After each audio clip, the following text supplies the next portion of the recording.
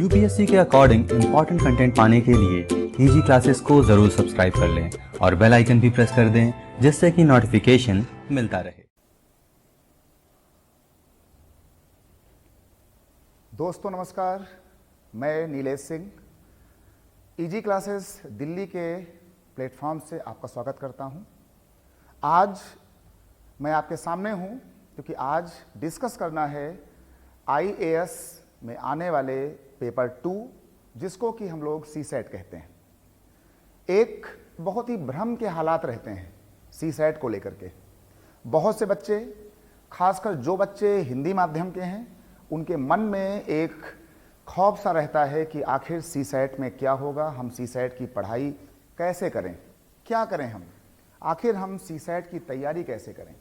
तो आज कुछ उन्हीं बिंदुओं को समझाने के लिए, उन्हीं बिंदुओं को और सीसेट के उस डर को दूर करने के लिए आज मैं अपनी पूरी टीम के साथ ईजी क्लासेस फॉर आईएएस में आप सभी का वेलकम करता हूं, स्वागत करता हूं। और एक बात जो मैं आप सभी से कहना चाहता हूं कि सबसे पहली बात है कि एग्जाम कोई हो, परीक्षा कोई हो, जो एक सबसे एक मूलभूत पहला गुण होना चाहिए, आप कमजोर हैं, आप अच्छे हैं, आप बहुत अच्छे हैं, आप बहुत कमजोर हैं, ये बातों से थोड़ा सा दूर हटके सबसे पहली बात तो एक साहस के साथ हमें अपने उस विषय के लिए, उस परीक्षा के लिए और उस परीक्षा में आने वाले विषय और उनके पेपर्स के लिए तैयारी करना चाहिए। खासकर ये तैयारी हमारी और अच्छी हो जाती है कि जब आपकी तैयारी एक कुशल मेंटर्स के साथ होती है। आपको तैयारी कराने वाले जो लोग हैं, यदि वे अनुभवी हैं और वो अपने काम के माहिर लोग हैं, तो आपकी तैयारी, जो आपका एक डर है, जो आपका एक भय है, वो स्वतः दूर हो जाता है। इसके बाद मैं आपसे कहना चाहूंगा कि आज क्योंकि हम आपके सामने हैं, तो आज डिस्कस होगा आईएएस में आने वाले सीसेट के पेपर को लेकर के कि सीसेट की पढ़ाई कैसे की जाए, आखिर हम सीसेट को कैसे पढ़ें, गलतियां कहां कहां होती हैं, उन गलतियों में सुधार कैसे किया जाए। तो इन तमाम बिंदुओं के साथ आइए कुछ सीसेट के पहलुओं पर चर्चा करते हैं मेरे साथ। मेरा नाम नीलेश सिंह है और मैं जब से सीसेट का जन्म हुआ, 2010-11 का वो दौर था जब पहली बार सीसेट का पेपर हो रहा था। एक बहुत ही एक अनजान सा खौफ था अभ्यर्थियों के बीच में, या यूं कहें जो उत्तर भारत का समूचा क्षेत्र था, उन अभ्यर्थियों में कहीं ना कहीं से मैंने वो डर महसूस किया था, मैंने वो डर देखा था। तो मैं सीसेट को उस दौर से डील कर रहा हूं जब से आईएएस में परीक्षा पद्धति को बदला गया था और सीसेट को आईएएस में शामिल किया गया था। तो घबराने वाली कोई बात नहीं है, चिंता करने वाली कोई बात नहीं है। मुझे आईएएस के प्रारंभिक दौर से लेकर के आज 2020 तक के जो करीब 10 साल बीतने वाले हैं, उन सभी दौर की कहानी, उस दौर का अंदाज, कैसे पेपर आए हुए हैं, कैसे उस पेपर को डील किया जाएगा, कौन कौन सी बातों को हम पढ़ना चाहेंगे, तो सारे मुद्दों की बात होगी। धीरे धीरे हम अपनी बातों को आपके सामने रखते जाएंगे और आपकी जो भी कमियां हैं, आपके जो भी सुझाव हैं, वो हमें अपने जो है चैट बॉक्स में जरूर बताएं।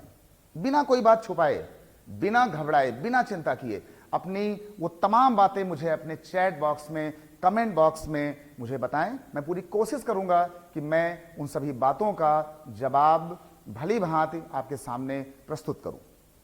इसलिए चिंता करने वाली कोई बात नहीं है। और आइए देखते हैं कि सीसेट को किस तरीके से हम पढ़ाई करना शुरू करेंगे। तो आइए हम आज जो डिस्कस करने आए हैं, हम डिस्कस करने आए हैं आईएएस के खंड में जो बात हम डिस्कस करने आए हैं कि जैसे आईएएस और स्पेशली जो है सीसेट का जो हमारा ये पोर्शन होगा, हम लोग इसकी बात करेंगे। ठीक है, आईएएस यूपीएससी का पेपर, सीसेट का, जैसा कि आप जानते हैं कि सीसेट में हमारे पास टोटल अगर देखा जाए तो टोटल हमारे पास करीब 80 क्वेश्चन हमारे पास ये होते हैं। सीसेट में हमारे पास 80 क्वेश्चंस होते हैं। ये जो हमारे 80 क्वेश्चंस होते हैं, इनमें से हमारा एक क्वेश्चन जो होता है वो 2.5 मार्क का होता है। इस लिहाज से जो हमारा पूरा पेपर बनता है, एक सवाल 2.5 नंबर का, कुल सवाल सी सेट में 80, तो इस लिहाज से 2.5 × 80 करते हुए हमारा जो टोटल ये पेपर तैयार होता है सी सेट का, ये हमारा हो जाता है 200 नंबर का। 200 नंबर का ये हमारा पूरा पेपर तैयार होता है सी सेट का। ठीक है, इसके बाद क्या होता है कि 2.5 नंबर का होता है, जो इसमें सबसे एक बड़ी एक अहम बात है कि इस पेपर में हमारी जो है निगेटिव मार्किंग भी होगी। इसका आपको सटीक ध्यान रखना है कि 1/3 आपकी जो है वो निगेटिव मार्किंग होगी। मतलब कि 2.5 का 1/3 करीब 0.8 नंबर आपका, अगर कोई सवाल गलत होता है तो वो काटा भी जाएगा। तो आप बिल्कुल तैयार रहें कि करीब जो है ये यहाँ से जा करके हमारे पास जो है 1/3 की जो है 2.5 की 1/3 मार्किंग की आपकी नेगेटिव मार्किंग भी इसके साथ साथ जारी रहेगी। ठीक है, इसके बाद जो हमारी दूसरी बात इसमें आती है कि सी सेट के पेपर के लिए आपको 2 घंटे यानी कि 120 मिनट, है ना, 2 घंटे 120 मिनट का टोटल टाइम अलॉट किया जाता है। ठीक है, तो चर्चा यहां शुरू हुई है सिर्फ आईएएस के सी सेट को लेकर के। हमारी आपकी जो भी बात होगी, जो भी बातें होंगी, वो सिर्फ मैं डील करूंगा ईजी क्लासेस में आईएएस के सी सेट वाले पोर्शन को। तो जो भी आपके सवाल आए वो आप पूरे सवाल सी सेट का जो भी खंड आता है आप खुल करके चैट बॉक्स में, कमेंट बॉक्स में, या फिर जो है ईजी कोचिंग के जो है ऑफिस में आप कॉल करके बता सकते हैं। आपकी सारी सहूलियत को ध्यान में रखते हुए सारे सवालों का जवाब देना वो हमारा कर्तव्य भी होगा, हमारा धर्म भी होगा, और एक पढ़ाने की हमारी अपनी शैली भी होगी।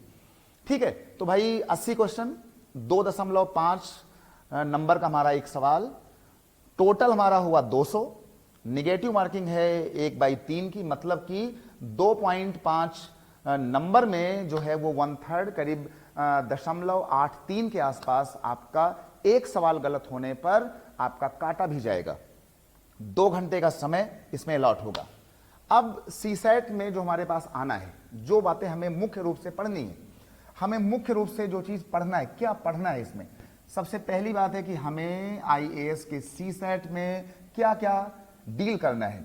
तो हम यहां लिखेंगे कि भाई क्या क्या हमें डील करना है, क्या क्या पढ़ना है, हम क्या क्या पढ़ेंगे, है ना, हम इसमें क्या क्या पढ़ेंगे। मेन चीज है कि हम कौन कौन सी बातें सी सेट के अंदर डील करना चाहेंगे। सबसे पहली बात, जैसे ही कोई सी सेट का नाम लेता है तो जो एक मुख्य मुद्दा सामने आता है कि सी सेट में मैथ आती है। हाँ, बिल्कुल मैथ आती है। ठीक है, हमने इस बात को डिनाई नहीं किया, सी सेट में मैथ आती है। तो सबसे पहले तो हमको क्या क्या पढ़ेंगे, तो नंबर 1, पॉइंट नंबर 1, हम इसमें मैथ पढ़ेंगे। हम इसमें मैथ्स की बात करेंगे, लेकिन मैथ्स को सी सेट में बेसिक न्यूमेरेसी कहते हैं। इसको हमें बेसिक न्यूमेरेसी कहा जाता है। ठीक है, पढ़ेंगे मैथ, लेकिन जो चीज अलॉट है बेसिक न्यूमेरेसी, आधारभूत संख्यन, हिंदी में क्या कहेंगे, आधारभूत संख्यन, बेसिक न्यूमेरेसी। कहां तक की मैथ, ये हमारी मैथ जो आएगी, जो भी हमारी मैथ आती है उसका लेवल 10th क्लास का लेवल इसका होता है।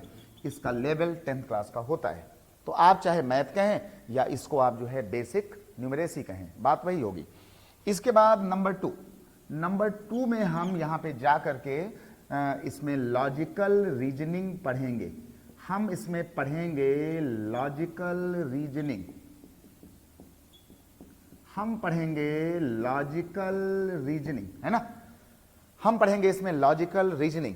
रीजनिंग का हिस्सा जो होगा हम लोग वो उन बातों को हम लोग यहां पर पढ़ेंगे। इसके बाद नंबर 3 में हम लोग पढ़ेंगे कंप्रीहेंशन। हम लोग यहां से पढ़ेंगे कॉम्प्रिहेंशन, ठीक है ना। तो ये हमारा हो गया कि हम लोग यहां से पढ़ेंगे कॉम्प्रिहेंशन, है ना, पैसेज, कॉम्प्रिहेंशन और ये सब। इसके बाद नंबर जो है 4 की जब बात होगी तो हमें पढ़ना पड़ेगा डेटा इंटरप्रिटेशन। डेटा इंटरप्रिटेशन हम लोग पढ़ेंगे डेटा इंटरप्रिटेशन, है ना, प्लस डेटा सफिशिएंसी, है ना, ये हम लोग पढ़ेंगे डेटा सफिशिएंसी, ठीक है। सबसे पहली बात तो हम लोग बेसिक न्यूमरेसी पढ़ेंगे, आधारभूत संख्यन पढ़ेंगे, या सिंपल और साफ शब्दों में इसको हम लोग गणित बोल लें, है ना। गणित के कुछ टॉपिक हैं, ठीक है, बात होगी इसकी अभी, तो हम लोग ये पढ़ेंगे। इसके बाद mental ability, logical reasoning, logical reasoning that is mental ability, reasoning, है ना, समझ की बातें। तो हम लोग इसमें से कुछ लॉजिकल रीजनिंग, तर्क शक्ति, या सिंपल भाषा में कहें तो मेंटल एबिलिटी टेस्ट, उसी को हम रीजनिंग कह लें, तर्क शक्ति कह लें, लॉजिकल रीजनिंग कह लें, तो हम लोग ये पढ़ेंगे। इसके बाद हमारे पास कॉम्प्रिहेंशन आएगा, है ना, इंग्लिश और हिंदी में हम लोग उसकी बात करेंगे। और फिर इसी के साथ साथ डेटा इंटरप्रिटेशन और डेटा सफिशिएंसी। आखिर ये क्या होता है? डेटा इंटरप्रिटेशन का मतलब होता है कि हमें ये बात बहुत ही अच्छे से समझना चाहिए कि इसमें हमको ग्राफ मिलेगा, हमको इसमें जो है ग्राफ मिलता है, हमको इसमें कई तरह के चार्ट दिए जाते हैं, है ना, कई तरह के हमारे पास ग्राफ है, चार्ट है, और इसी के साथ साथ हमें जो है इसमें कई तरह के पैसेज भी दिए जाते हैं। तो हमारे पास एक जो है आंकड़ों की एक जो है व्याख्या होती है, डाटा को हम इंटरप्रेटेट करते हैं, हम लोग आंकड़ों को समझते हैं, और वो आंकड़े या तो चार्ट के रूप में होते हैं, या पैसेज के रूप में होते हैं, या फिर वो आंकड़े हमारे जो है वो ग्राफ के रूप में होते हैं। आगे इसकी चर्चाएं हम और करेंगे। ग्राफ कौन कौन से आएंगे? पाई चार्ट आएगा, हिस्टोग्राम आता है ना, बार ग्राफ आता है, लाइन ग्राफ आता है। जब से हम लोगों ने सीसैट को पढ़ाना शुरू किया था प्रारंभिक दौर में 2011 के आसपास से, तो 2010 और 11 का दौर था सीसैट के आने का, तब से लेकर के आज तक हमारे पास जो डीआई आता है उसमें वो passage, chart, line graph, graph, histogram और बार ग्राफ से संबंधित सवाल, और फिर उसमें कुछ अंक, अंकीय कलाकारी, अंक विद्या, है ना, न्यूमेरिकल एबिलिटी उसमें इन्वॉल्व करके, और फिर उसमें बनाए जाते हैं 2.5 नंबर के सवाल, ठीक है, जिनको हमें बहुत ही अच्छे से पढ़ाई करके, समझ करके उन्हें हमें करना होता है, ठीक है। सारी बातें होंगी। देखो, अभी हमारा मेन मोटो है कि हम क्या क्या पढ़ेंगे, हमारे जो है एग्जाम का नेचर क्या है, हमारी गलतियां कहां कहां होती हैं, इसके बाद हम आहिस्ता आहिस्ता खंड वाइज यहां से आते जाएंगे, ठीक है। 4 बातें हमारे पास यहां से ये हो गई, और इसके बाद जो है हमारे पास जो इसका एक खंड और होगा वो होगा डिसीजन मेकिंग। इसको हम यहां लिखते हैं, ठीक है, हम लोग लिखते हैं नंबर 5 में decision making. Decision making interpersonal skills, है ना, डिसीजन मेकिंग और इंटरपर्सनल स्किल हमारे पास आएगा। और एक और आता है प्रॉब्लम सॉल्विंग। इसके बाद हमने यहां पर लिख दिया कि इसी के साथ हम जोड़ते हैं प्रॉब्लम सॉल्विंग। प्रॉब्लम सॉल्विंग की भी बात सामने आएगी, ठीक है। डिसीजन मेकिंग, निर्णय लेने की क्षमता, डिसीजन मेकिंग, इंटरपर्सनल स्किल्स, इसकी बात होगी, और प्रॉब्लम सॉल्विंग, जैसे हम अपनी किसी प्रॉब्लम को हम किस तरीके से सॉल्व करेंगे। कोई सिचुएशन आएगी, अधिकारी बनने के बाद, डीएम या एसपी बनने के बाद, तो हम किसी समाज के अंदर कहीं पर, किसी रोड पर दुर्घटना में, या कोई बड़ा कांड या छोटा कांड हो जाने के बाद हम इन बातों को कैसे डील करेंगे, that is called decision making, interpersonal skills and problem solving का एक मिला जुला स्वरूप। इस पर भी बातें होंगी, ठीक है। और इसके बाद हमारी जो एक नंबर जो 6 वाली बात आती है, इसके बाद हम लोग बात करते हैं कम्युनिकेशन स्किल के ऊपर, ठीक है। और इसी के साथ साथ हम यहां पे जोड़ते हैं कि कम्युनिकेशन स्किल, है ना,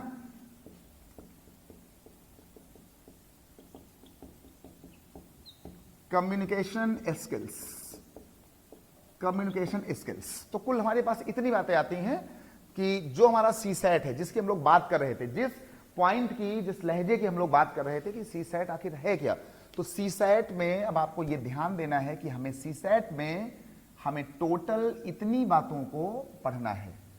सबसे पहले तो हमको सी सेट में, सी सेट के मुद्दे में आकर के हमें गणित को पढ़ना है, हमें गणित को पढ़ना है, ये वाली बात हमें सीखना है, हमें लॉजिकल रीजनिंग को सीखना है, हमें अपना ये जो है कंप्रीहेंशन है ये सीखना है, और साथ साथ ये जो है डीआई, डेटा इंटरप्रिटेशन, आंकड़ों का, और डेटा सफिशिएंसी के साथ साथ फिर हमें जो है decision making, IPS, problem solving and communication skill, बातचीत करने की कला, हम कैसे अपनी बात को किसी के सामने रखते हैं।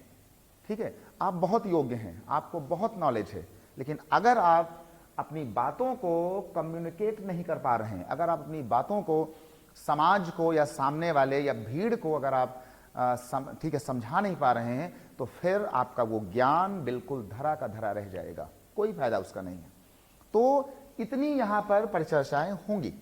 अच्छा, इसमें जो हमारा जो है मेन जो रोल होगा आपके सामने क्लास लेने का, हमारा जो मेन रोल होगा, हम आपको मेंटल एबिलिटी और जो मैथमेटिकल बातें हैं, हम आपको जो है ये रीजनिंग और ये आपको जो हमसे आपको जो फायदा मिलेगा वो मैथ्स, लॉजिकल रीजनिंग, और इसके बाद ये डीआई और डीएस,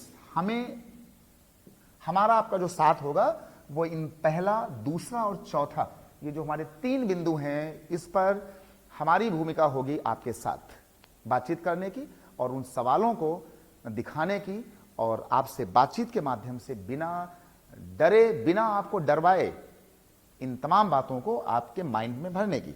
अच्छा, दूसरा ये आता है कि भाई इन 80 सवालों में, 80 क्वेश्चंस में आखिर माजरा क्या है, कितना आता है। तो इन 80 सवालों में अगर देखा जाए एक औसत में, तो ये जो हमारा बेसिक न्यूमेरेसी है, मैथ्स है, इसके जो सवाल होते हैं, एक जो औसतन सवाल होते हैं, ये करीब 20 क्वेश्चन के आसपास आते हैं, है ना। कभी 20, कभी 22, कभी 18, कभी 24, कभी 25। तो एक इसका जो औसत बनता है 2011 से लेकर के ये अभी तक 2020 तक के एग्जाम होने के बाद, कि आपको बेसिक न्यूमेरेसी नंबर सिस्टम जो है वो आपको 20 क्वेश्चन के आसपास एग्जाम में मिलेंगे 80 सवालों में से। इसके बाद लॉजिकल रीजनिंग, लॉजिकल रीजनिंग का जो सवाल होगा ये करीब आपको करीब 30 क्वेश्चन जो हैं वो आपको यहां से मिलेंगे।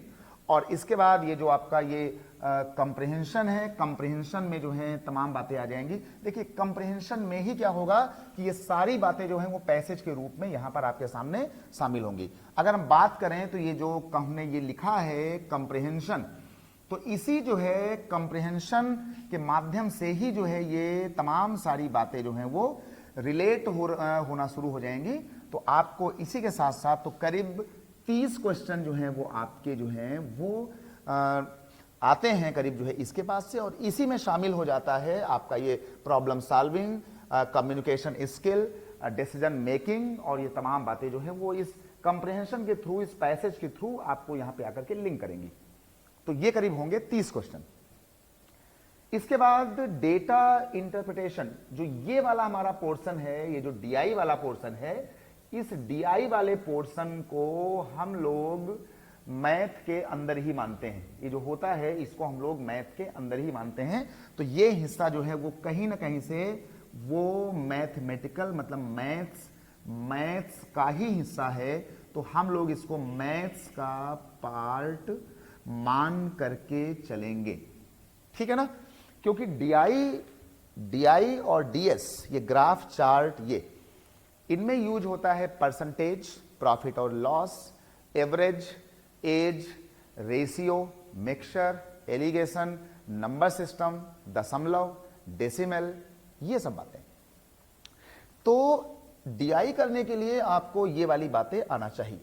तो एक बात जो हमारे पास तय हुई कायदे से, एक बात जो हमने अब इन बातों से निष्कर्ष निकाला कि अगर हमें सी सेट को देखना है तो हम मोटा मोटा ये सारी बातें ना फैला के हम 3 बातों में अगर सिंपल सा ध्यान दे लें, सिर्फ 3 बातों में, है ना, हम 3 बातों की बात कर लें, 3 बातों पर ध्यान दे लें, 3 बातों में ध्यान दे लें, और इसमें एक बात हम देख लें मैथ्स वाली बात, इसी मैथ्स में डीआई और डीएस आ जाएगा, ये वाला पोर्शन।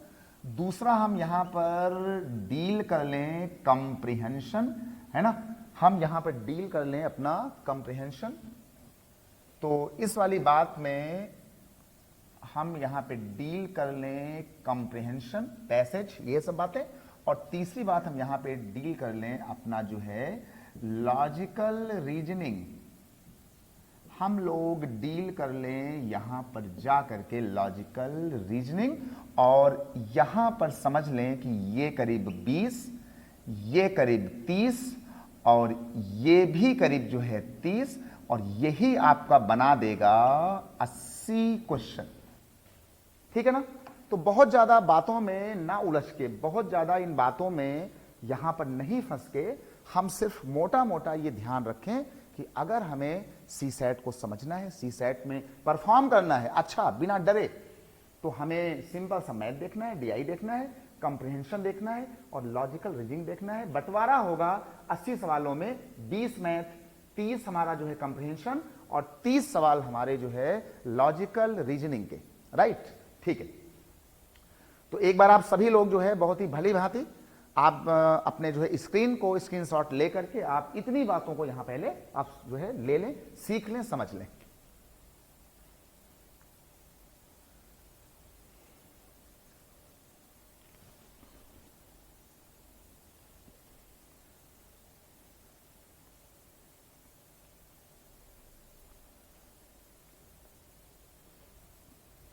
ठीक है भाई, हो गया। अच्छा, अब इतनी बातें जो हैं होने के बाद, अब मैं इसको हटा रहा हूं, और ये सारी बातें जो हैं होने के बाद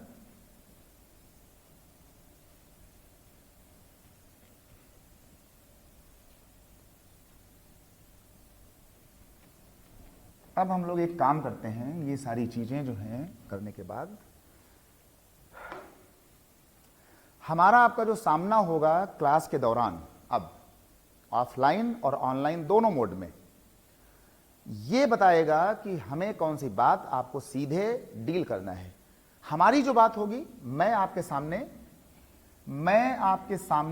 डील कर रहा हूंगा मैथ्स, मैं आपके सामने डील कर रहा हूंगा मैथ्स, और अभी पहले फेज में डीआई और डीएस, है ना, मैथ्स, डीआई और डीएस, ये मैं डील कर रहा हूंगा। और इस पर आप मेरा जो है नाम लिख लें, जिससे कि नाम लिख लें नीलेश सिंह।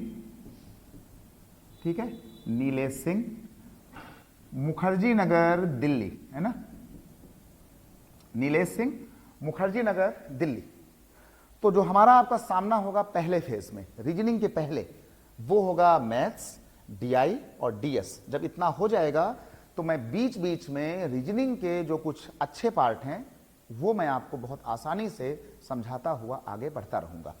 मैथ्स में हमें जो ध्यान देना है, हमें पहले फेज में हमें जो है फेज 1, पी फॉर फेज, ध्यान देना, पी मतलब फेज 1, हम कितना पढ़ लें आसानी से।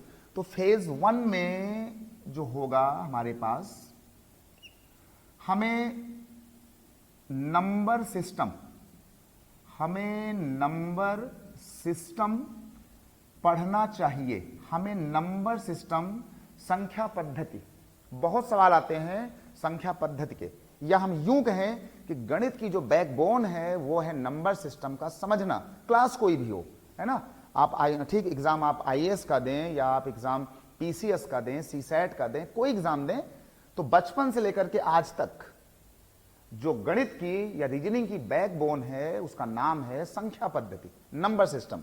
तो हमें ध्यान देना है नंबर सिस्टम पर। नंबर, इसके बाद हमें ध्यान देना है, एक टॉपिक होता है इसी के नीचे आता है एचसीएफ और एलसीएम, लघुत्तम और महत्तम। ठीक है, लघुत्तम और महत्तम। इसी के बाद नंबर 3 में एक टॉपिक आता है एवरेज टॉपिक आता है एवरेज और एज, और इसके बाद एवरेज और एज के बाद जो एक टॉपिक आता है, इसके बाद हम बात करते हैं रेशियो। यहां पे लिख लें रेशियो, प्रपोर्शन, रेशियो प्रपोर्शन, है ना, रेशियो प्रपोर्शन। हम लोग यहां पे रेशियो प्रपोर्शन प्लस मिक्सचर, है ना, यहां पे हम लोग लिख लेंगे मिक्सचर, और मिक्सचर के आगे लिख लो एलिगेशन, है ना, यहां पे लिख लो एलिगेशन, एलिगेशन, है ना। अनुपात मतलब कि संख्या पद्धति, लघुत्तम महत्तम, औसत, एज, आयु के सवाल, और इसी के साथ साथ रेशियो, प्रपोर्शन, अनुपात, समानुपात, मिक्सचर मतलब कि मिश्रण, और एलिगेशन होता है मिक्सचर का नियम। ये होता है मिक्सचर का नियम, मिक्सचर के नियम का नाम होता है एलिगेशन, ठीक है। और इतना करने के बाद मतलब अगर हमारे पास ये हो गया, और एक बात हम यहां पर और कर लें, वो होता है परसेंटेज, एक और होता है परसेंटेज, परसेंटेज जिसका सिंबल होता है ये वाला, और इसी के साथ हमने जोड़ दिया प्रॉफिट, प्रॉफिट लॉस डिस्काउंट, है ना, प्रॉफिट लॉस डिस्काउंट। तो ये हमारा रहा है पहला फेज कि अगर हम लोग जो है बहुत डर रहे हो, मान लो अगर हम लोग बहुत ही डर रहे हैं, जो बच्चे सीसैट से भयभीत होते हैं, ठीक है, वैसे आपको भयभीत नहीं होना है, लेकिन अगर आप भयभीत होते हैं तो आपका काम चल जाएगा मैथ के नाम पर। अगर आपने नंबर सिस्टम, छोटा सा लघुत्तम महत्तम, औसत और एज, रेशियो, मिक्सचर, परसेंटेज, और ये लाभ और हानि, अगर आपने सिर्फ इतना ही कर लिया तो आपका गणित भी हो जाएगा, और जो ये आपका डीआई आता है, चार्ट और डीएस आता है, डीआई का पोर्शन आता है ग्राफ में, सारा यूज होता है इन टॉपिक का। पूरे डीआई और डीएस, ये डीआई आपको तभी आएगा, ये डीआई वाली बात आपको तभी आएगी कि जब ये वाली बात आपको आना शुरू हो जाएगी। तो अगर समय कम है, आप डरते हैं, कुछ महसूस करते हैं माइंड में सीसैट को लेकर के, तो आपका काम, अगर आपने मैथ में इतना कर लिया तो काम चल जाएगा। इसके बाद हम आते हैं अपने फेज 2 में। फेज 2 में अगर आपको मौका मिले, इसके बाद मौका मिले, तो आप एक काम कर लेना, एक टॉपिक आता है स्पीड और टाइम, स्पीड, टाइम, डिस्टेंस, है ना, स्पीड, टाइम और डिस्टेंस, और इसमें स्पेशली जो सवाल आते हैं वो सवाल आते हैं ट्रेन वाले। अगर आपने ये कर लिया, इसके बाद एक सवाल आता है परम्यूटेशन, अगर आप कर पाए permutation, permutation TION plus combination, है ना, कॉम्बिनेशन, अगर आपने कर लिया कॉम्बिनेशन, और प्रोबेबिलिटी, प्रोबेबिलिटी, है ना, प्रोबेबिलिटी, अगर आपने इतना कर लिया तो ये आपका। और इसके बाद जो है स्पीड, टाइम, डिस्टेंस के बाद एक टॉपिक आपका है टाइम एंड वर्क, है ना, time and work, time and work plus wages, है ना, मजदूरी, time and work and wages, मजदूरी। और इसी रेशियो के साथ में एक काम कर लें, इसी में एक नाम और जोड़ दें, पार्टनरशिप। इसी में हम एक नाम और जोड़ेंगे, साझेदारी, है ना, क्या बोलते हैं इसको, इसको कहते हैं साझेदारी, पार्टनरशिप। ये एक्चुअल में रेशियो, प्रपोर्शन, मिक्सचर, एलिगेशन और पार्टनरशिप, ये सारा सिर्फ रेशियो का ही हिस्सा है। तो जब आप रेशियो पढ़ेंगे, जब मैं आपको रेशियो समझाऊंगा, तो ये सारी कहानी एक साथ होगी, ठीक है। तो ये आपका आ गया है। और इसके बाद अगर आप जो है कुछ करना चाहें तो आप इसमें सिंपल इंटरेस्ट और कंपाउंड इंटरेस्ट की बात भी पढ़ सकते हैं, ठीक है ना।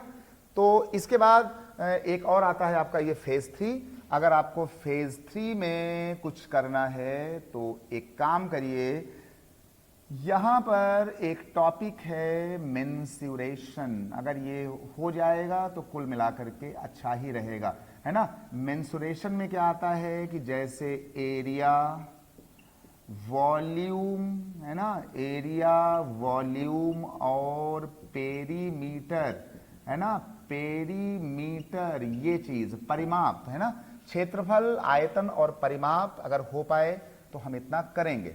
इसके बाद फेज 3 में जो है, जैसे कि कोई कहता है कि एलजेब्रा, तो एलजेब्रा मुझे बहुत ज़्यादा नहीं करना है, ट्रिग्नोमेट्री मुझे नहीं करना है, ज्योमेट्री भी हमें बहुत ज़्यादा नहीं करना है, उसको हम ठीक है छोड़ सकते हैं, हमारा काम चल जाएगा, ठीक है। और इसके बाद जो क्या है कि हम इतना करने के बाद हम बिल्कुल तैयार रहेंगे कि हम एक अच्छा सा सिस्टम यहाँ पर हम सीसैट में करके आएंगे। दूसरी बात, तो जिनको डर लगता है सीसैट से, उनको हमारी सलाह है कि वो फेज 1 के ये टॉपिक कर लें तो पास हो जाएंगे। अगर टाइम बचता है, आप करना चाहते हैं, तो आप फेज 1 के साथ आप फेज 2 में अगर कर पाए तो speed, time, distance, specially train वाले क्वेश्चन और ये क्रमचय, संचय और प्रायिकता बहुत ही इंपॉर्टेंट टॉपिक है। ये अच्छा टॉपिक है, इंपॉर्टेंट टॉपिक है, तो अगर इसको कर पाए तो कर लें। और टाइम एंड वर्क, वेजेस, मजदूरी और ये ब्याज वाले क्वेश्चन, ठीक है।